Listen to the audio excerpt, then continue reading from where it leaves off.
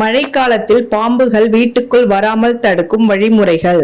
இந்திய துணைக்கண்டம் முழுவதும் பருவ மழைக்காலத்தில் பாம்புகள் வீட்டுக்குள் புகும் சம்பவங்கள் அதிகரிக்கின்றன. இதனுடன் பாம்புக்கடி சம்பவங்களும் பெருமளவில் பதிவாகின்றன.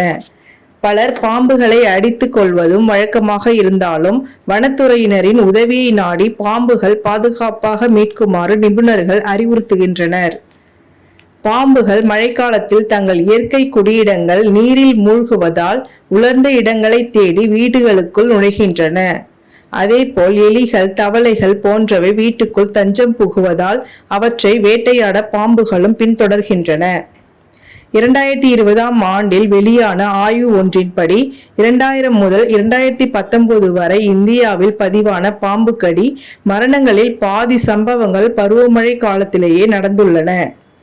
மேலும் 70 வயதுக்கு முன்பே ஒரு இந்தியர் பாம்பு கடியால் இறப்பதற்கான வாய்ப்பு 250 பேரில் ஒருவருக்கு இருப்பதாகவும், சில கிராமப்புறங்களில் இது 100 பேரில் ஒருவருக்கு இருப்பதாகவும் கூறப்பட்டுள்ளது.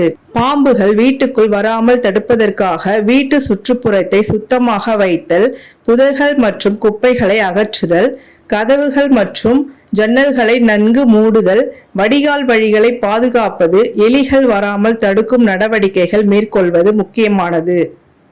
கூடுதலாக பாம்பு விரட்டி பொருட்கள் அல்லது இயற்கையான நாற்றமிக்க எண்ணெய்கள், கற்பூரம், பூண்டு, லெமன் கிராஸ் பயன்படுத்துவதும் பயனுள்ளதாக நிபுணர்கள் கூறுகின்றனர்.